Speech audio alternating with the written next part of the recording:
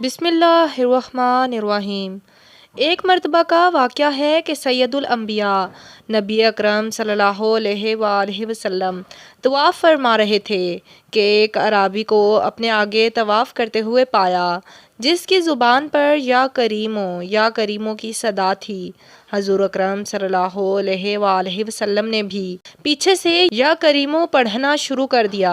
وہ اعرابی رکن یمانی کی طرف جاتا تو پڑھتا یا کریموں، سرکار دو عالم بھی پیچھے سے پڑھتے یا کریموں۔ وہ اعرابی جس سمت بھی رخ کرتا اور پڑھتا یا کریم، سرکار دو عالم بھی اس کی آواز سے آواز ملاتے ہوئے یا کریموں پڑھتے۔ اعرابی نے تاجدار کائنات صلی اللہ علیہ وآلہ وسلم کی طرف دیکھا اور کہا، اے روشن چہرے والے، اے حسین قد والے، اللہ کی قسم اگر آپ کا چہرہ اتنا روشن اور عمدہ قد نہ ہوتا تو آپ کی شکایت اپنے محبوب نبی کریم صلی اللہ علیہ وآلہ وسلم کی بارگاہ میں ضرور کرتا کہ آپ میرا مذاق اڑاتے ہیں۔ حضور نبی کریم صلی اللہ علیہ وآلہ وسلم اعرابی کی بات سن کر مسکرائے اور فرمایا کہ کیا تو اپنے نبی کو پہچانتا ہے؟ عرض کیا، نہیں۔ آپ صلی اللہ علیہ وآلہ وسلم نے فرمایا کہ پھر تم ایمان کیسے لائے؟ عرض کیا، بن دیکھے ان کی نبوت و رسالت کو تسلیم کیا، مانا اور بغیر ملاقات کے میں نے ان کی رسالت کی تصدیق کی۔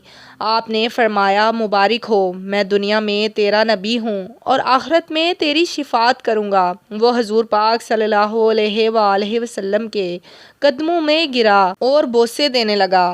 آپ نے فرمایا، میرے ساتھ وہ معاملہ نہ کرو جو عجمی لوگ اپنے بادشاہوں کے ساتھ کرتے تھے۔ اللہ نے مجھے متکبر و جابر بنا کر نہیں بھیجا، بلکہ اللہ نے مجھے بشیر و نذیر بنا کر بھیجا ہے۔ راوی کہتے ہیں کہ اتنے میں جبرائیل علیہ السلام آئے اور عرض کیا کہ اللہ ذوالجلال نے آپ کو سلام فرمایا ہے اور فرماتا ہے کہ اس اعرابی کو بتا دیں کہ ہم اس کا حساب لیں گے۔ اعرابی نے کہا، یا رسول اللہ صلی اللہ علیہ وآلہ وسلم، کیا اللہ میرا حساب لے گا؟ فرمایا، ہاں، اگر وہ چاہے تو حساب لے گا۔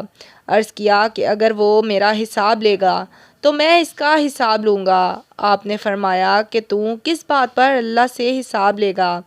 اس نے کہا کہ اگر وہ میرے گناہوں کا حساب لے گا تو میں اس کی بخشش کا حساب لوں گا۔ میرے گناہ زیادہ ہیں یا اس کی بخشش؟ اگر اس نے میری نافرمانیوں کا حساب لیا تو میں اس کی معافی کا حساب لوں گا۔ اگر اس نے میرے بخل کا امتحان لیا تو میں اس کے فضل و کرم کا حساب لوں گا۔ حضور صلی اللہ علیہ وآلہ وسلم یہ سب سننے کے بعد اتنا روئے کہ ریش مبارک آنسوں سے تر ہو گئی۔ پھر جبرائیل علیہ السلام آئے۔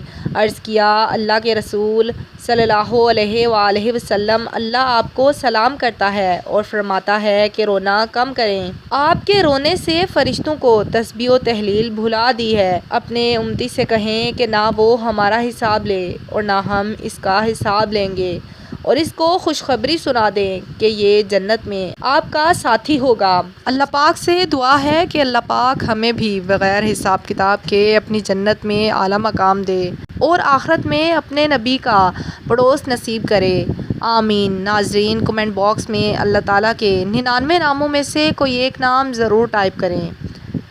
آج کی ویڈیو اچھی لگی ہو تو اس ویڈیو کو لائک ضرور کریں۔ شکریہ۔